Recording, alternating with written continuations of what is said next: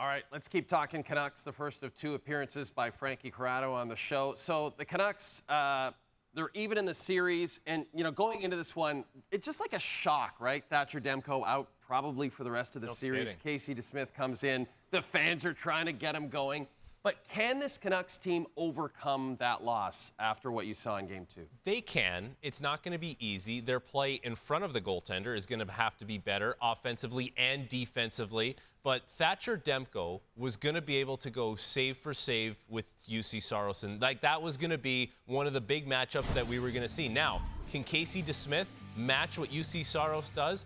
No, but given the opportunity, if you make the game simple in front of him, he will give you a chance to win games. But that is going to be the biggest thing now, because there's been a number of times this season where maybe the Canucks defensive game wasn't exactly where it should have been.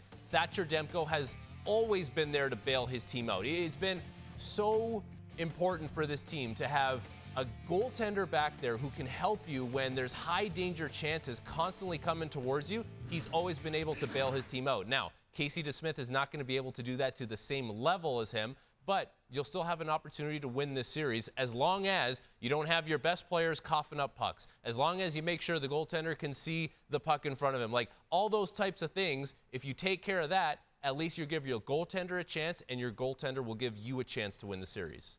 And what would also help is if we got a little more offensive production from Elias Pettersson after just a terrific regular season, the big contract, and now he appears to be snake-bitten.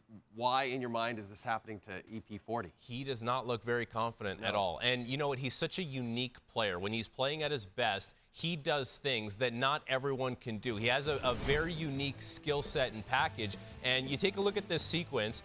He has a wide open net. He's trying to sauce this across the ice. A confident Elias Pettersson is shooting that puck, one-timing it, whatever. It's in the back of the net. Then in the dying seconds of the first period, it's the exact same situation. Yeah. He just sauced it across the ice. Now he's thinking, well, I got to put this puck on the net, and he hits the side of the net. He's putting that in every single time. And then he's coughing up the puck and then not getting back. His player is the one who scores the goal. So not only is he not putting up the numbers and contributing offensively, you cannot be a detriment to your team because he's going to play so much. He's going to be relied upon so much. He can't get caved in his own zone. All these things, he needs to be so much better, because if he's not better, then who's going to do it below him? JT Miller can only do so much. Right. And then you get lower in the lineup, they don't have that upside of skill that he has. He's such a unique player, but he has to play with that kind of confidence in order to access his true skill set. Maybe all he needs is a night at Tootsie's in Nashville, and then Game 3 on Friday.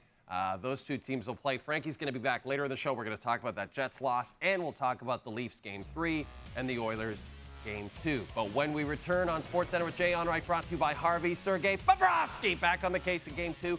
Was it enough for Florida to take a 2-0 series lead? That's coming up this morning on the show.